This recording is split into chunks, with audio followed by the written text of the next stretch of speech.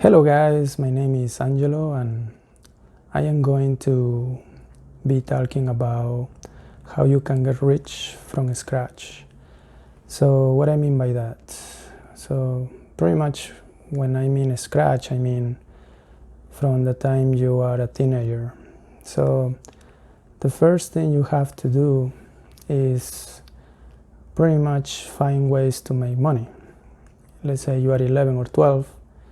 I know you are not on the legal age to get a job, but you can start finding ways.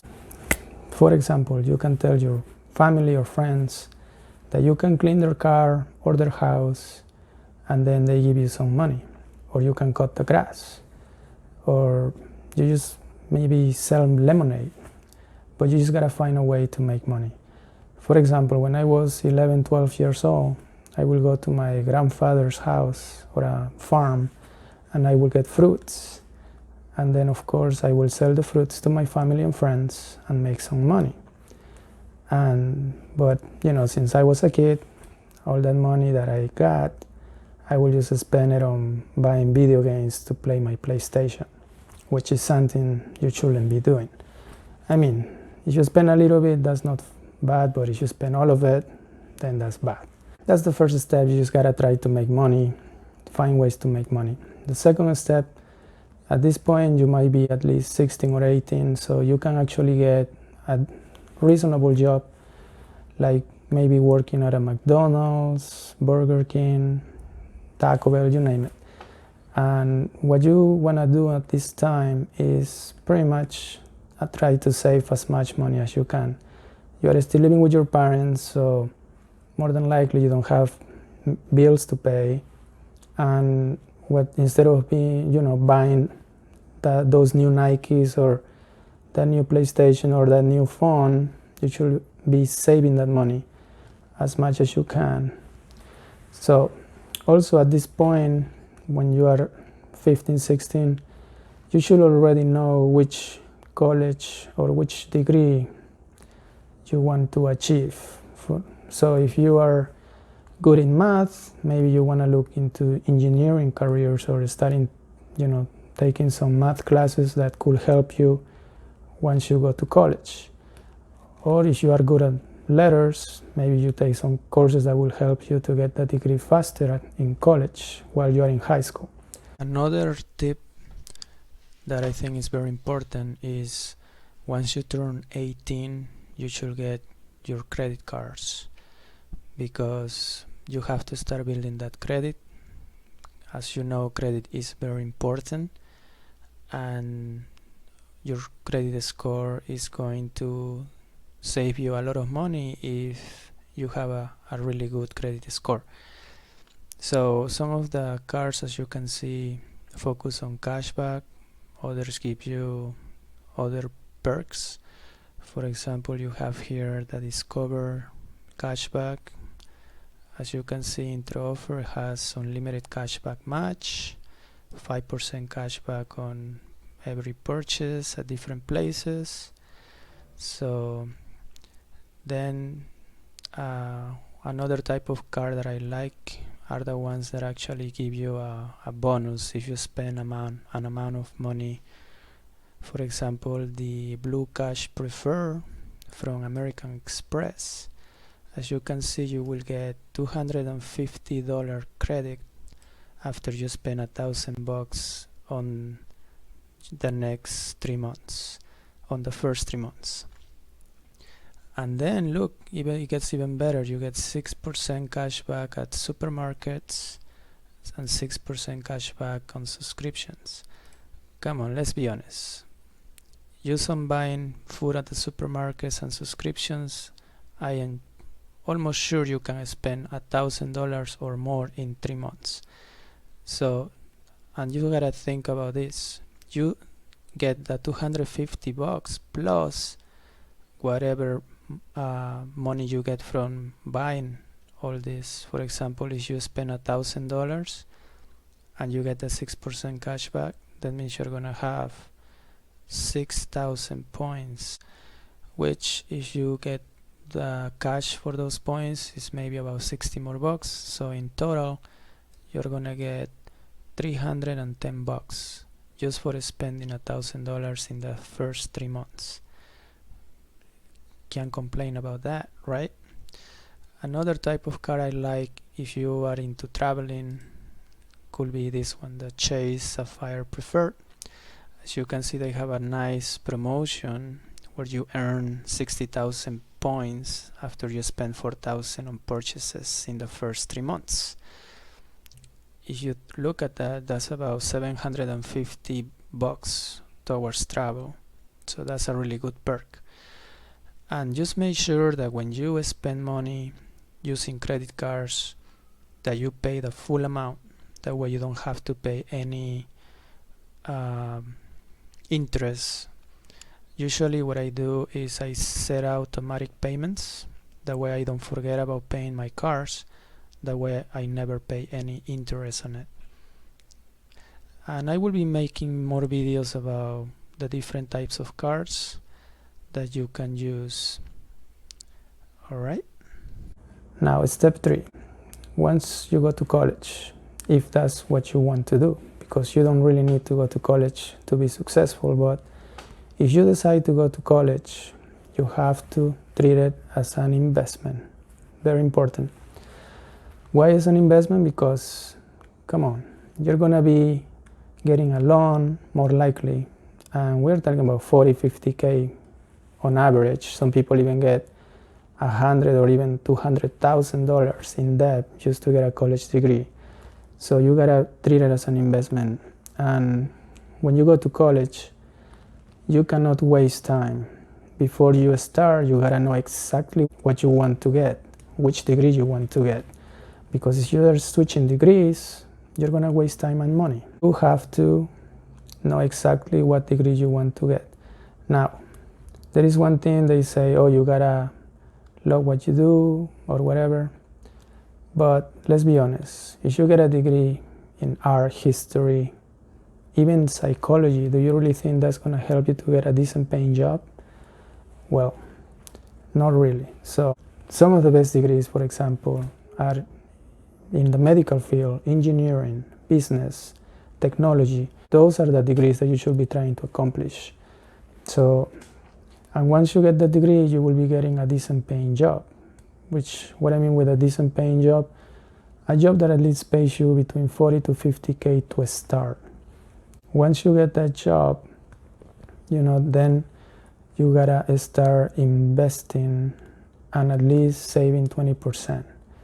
So that's the minimum. You should at least save 20%. Of course, always pay yourself first. That's the old saying, right? Very, very true. Then you have to make sure that you are starting to analyze all your expenses. So up to this point, I'm just gonna tell you my case. When I was 16, I started working in Little Caesar pizzeria. And believe it or not, I was only making about $5.50 per hour. Then I got promoted to assistant manager, and then I started making about $9 per hour, which is not that much, but it was something. Then I turned 18 and I decided, to go to college, but I noticed it was very expensive. And I also wanted to become independent. And so one day I was just looking at some ads, and I saw the military ad for the Navy. And I decided to join the Navy because I wanted to serve my country. While I was in the Navy, I took advantage of that tuition assistance, which is pretty much free money for you to go to college at night. So I will go to college and get and take about two classes each semester, because you are working full time and you are tired, especially when you are in the military. You do a lot of stuff. And eventually, believe it or not, when I got out, it was so easy for me to get my associates that it only took me about 8 months. And then I went, of course, ahead to get my bachelor's in business administration and then my master's. So, I used the military benefits such as the post 9/11 GI Bill, which is really, really good. because not only they pay for college, but they also pay a stipend, and in Miami it was about $2,000 a month, so that was pretty good, right?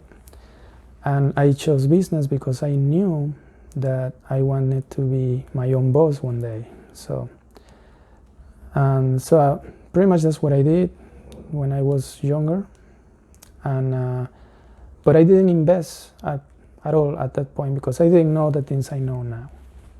And that's why I want you to learn from my mistakes and start applying those things in your life. So pretty much once I got out, got my degrees, then I got a job, and now I have a really good job. I am a manager, good benefits in Miami. Of course, I love Miami. As you can see, that's Miami Brico downtown. By the way, guys, as you can see, the view is really nice, and this is the view from my apartment. This is Miami Brico, and as you can see, it's really nice. And just like I achieved this, I am sure you can also achieve it if you follow these steps. I'm not trying to brag, I'm just saying this because I want to motivate you, to let you know that you can also achieve great success in this country. All right? So once you got that decent paying job, what is your next step? Well, your next step is to analyze your expenses. So what I mean by that? All right, let's say that after taxes, you get about $4,000 a month, right? So from those $4,000 a month, you gotta make sure you pay your rent, your food, your cell phone, utilities, car payment, insurance, you name it. However, you need to make sure that you are at least saving 20%, at a minimum 20%. So what you do with that 20%, then that 20% is what you use to start investing. So, and when I mean investing, my preferred ones are real estate or stocks.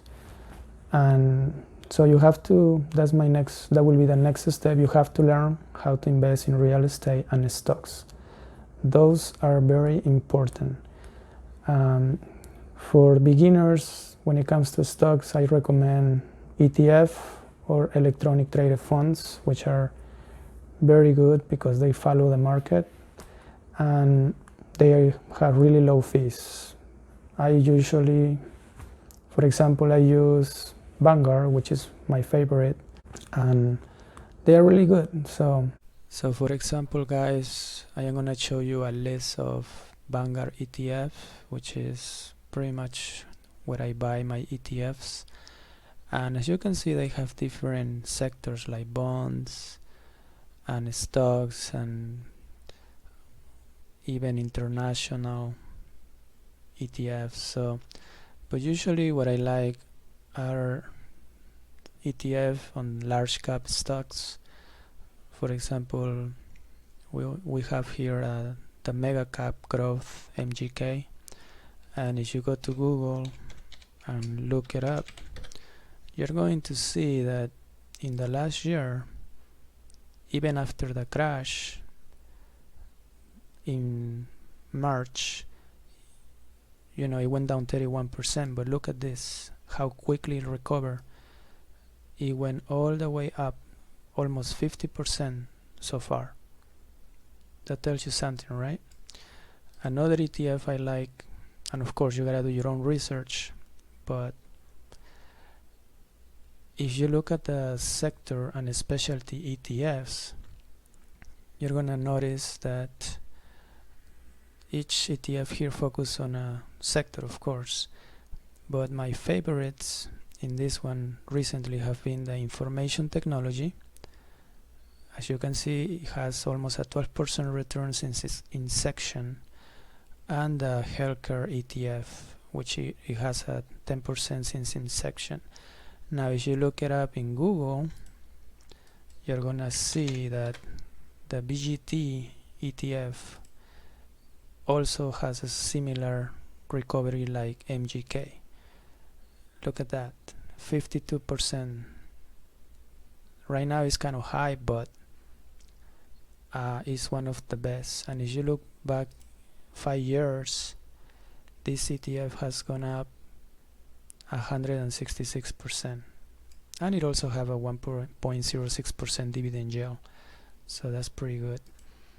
And of course I also will be talking more about ETF and mutual funds, so that you can see and review and do your own research to see which ones you like better and start investing. When it comes to real estate, you just also have to know about the numbers. What is the cash on cash return, the cap rate? You gotta know about how to repair a property, how much is the market value of the property, how much can I rent it for, and a bunch of other things that, you know, if you do your homework, you can achieve all these things. And usually when it comes to rental properties, I try to make a cash on cash return of at least, at a minimum, $200 per month. So, for example, here I am showing you a nice apartment in one of the luxury buildings in Miami, Brickell. As you can see on this property right here, there is some upgrades and a nice view. Amazing, right? And they are asking for this property right now about $650,000. But if you notice, they cut the price on May 15 by $100,000. That means that the seller is really motivated to sell this property. So usually when I notice that, I like to make offers. And what I like about Zillow is that they even show you the amount that they sold it back in February 28, 2018. As you can see, this guy maybe bought it, made some upgrades, and now he's asking for a lot more money. But I am sure I could lower this to maybe $580. And if the numbers make sense, could be a good investment. Of course, the numbers have to make sense, and if it is a good rental opportunity, who knows, I might even buy it. I will make videos on how to look at properties, analyze, check the numbers to see if it makes sense to buy it and rent it to make passive income. So subscribe and don't miss those. Another thing I wanted to mention is you really have to avoid dumb spending. Yeah, I know what I mean by dumb spending. Dumb spending means when you go to, you know, the shopping mall, or you go to the dealer and you get a new car, when you don't really need a new car. Your car is working perfectly. Why would you get a brand new car, first of all? Those cars lose their value instantly as soon as you start driving them. Buying new cars is not a good deal. As I mentioned, why would you buy a brand new car? As you can see here, your car's value decreases around 20 to 30% by the end of the first year. From years 2 to 6, depreciation ranges from 15 to 18% per year. So, what does that tell you?